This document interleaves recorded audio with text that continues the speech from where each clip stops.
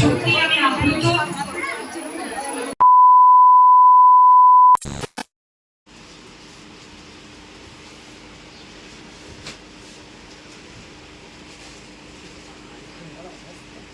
সেদিনকে তো পরিষ্কার করলাম। কি ধুলো পড়ে এই জায়গাটা।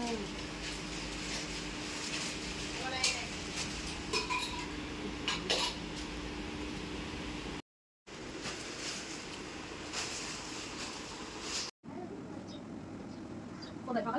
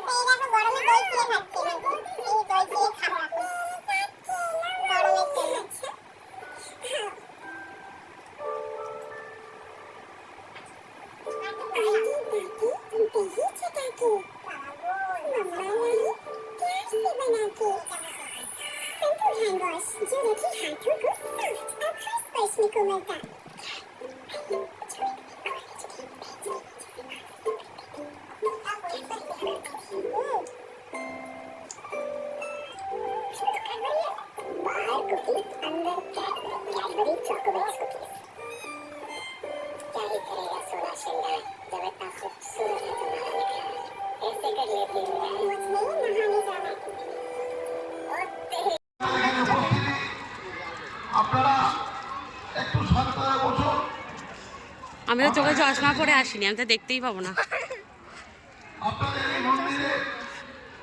কোনখানে বসেছে, এইদিকে না ওইদিকে? হ্যাঁ রে, তুই ধর ক্যামেরা কর। আরে ধর না,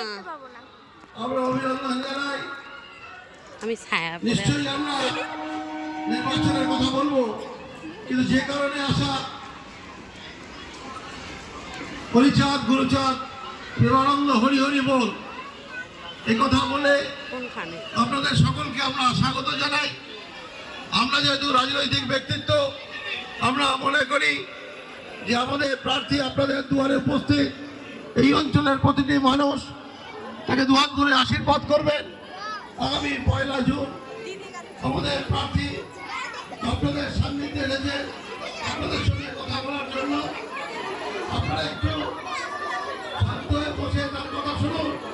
আমাদের প্রার্থী সায়ন্তিকা বন্দ্যোপাধ্যায় আপনাদের এই অঞ্চলের মানুষের জন্য ভবিষ্যতে তার কি কর্মসূচি, এই অঞ্চলের মানুষের জন্য, এই মন্দির ট্রাস্টের জন্য তার কি কর্মসূচি, তিনি তার বিষয়ে ব্যাখ্যা করবেন।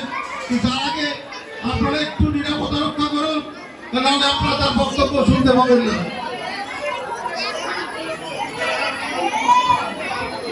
নমস্কার, অমর পাল বনর পৌরসভার সিআইসি মেম্বার। 10 মাসের যে কাজটা বাকি আছে, আগামী দিন নির্বাচিত হওয়ার পরে সায়ন্তিকানগর বিধানসভা কেন্দ্রের উপনির্বাচনে তৃণমূল কংগ্রেস প্রার্থী বিশিষ্ট অভিনেত্রী সায়ন্তিকা বন্দ্যোপাধ্যায় ম্যাডাম আপনাদের সামনে 2-4 কথা পরিবেশন করবেন।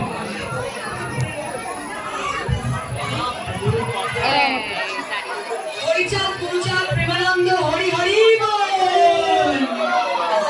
নমস্কার। আজকে সকলকে এখানে আমি প্রণাম জানাচ্ছি, সকল গুরুজনদের প্রণাম। আমি এখানে বলতে চাই যে আজকে সত্যি আমি আপ্লুত,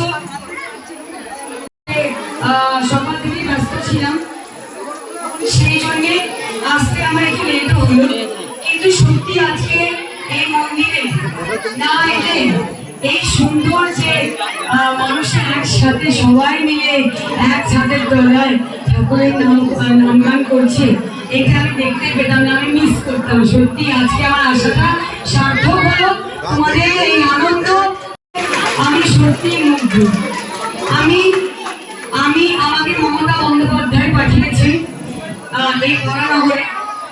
আজকে আমরা সকলেই জানি 1 জুন আমাদের লোকসভা নির্বাচন।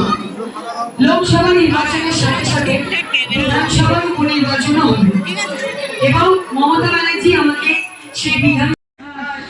তো দেখো সায়ন্তিকা এসেছে বলে এরাও সায়ন্তিকাকে দেখতে যাচ্ছে। ওইদিকে কুকুর চলে গেল দৌড়ে দৌড়ে, আবার এ দাঁড়িয়ে আছে, এও দেখবে সায়ন্তিকা বেরোবে এক্ষুনি, আর ও দেখবে। আর এই সামনে সায়ন্তিকার পোস্টার। কি করবো, এই তো হচ্ছে। কোথায় রে?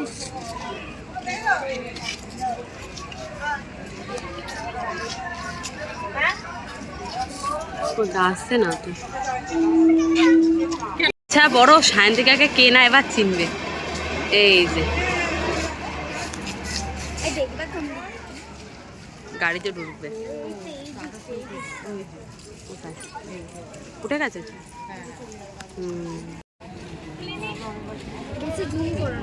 না না, সামনে দিয়ে যাবে। গলিতে ঢুকলে ভালো যাবে না, আমাদের বাড়িতে।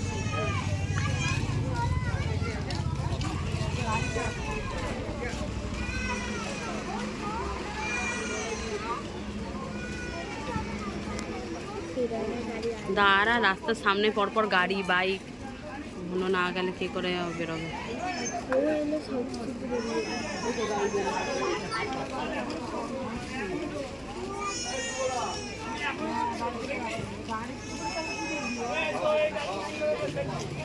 গাড়িটা বেরোবে বলে তো ওখানে লাইট জ্বালিয়েছে না, দেখার দরকার নেই। আমরা ভয়েস দিয়ে দেবো, এই যে এইখান দিয়ে আমরা পেছন দিয়ে ইয়ে দিয়ে দিচ্ছি তো, যে এই যে কালো কাজ, সাদা কাজ হবে না।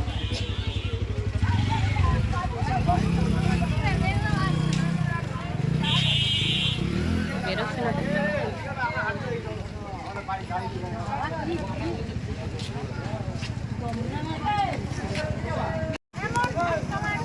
দিয়েছিস কালো কাজ।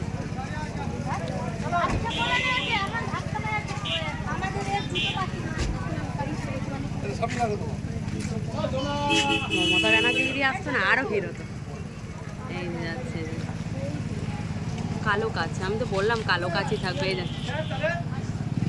সবাইকে টাটা করে গেল।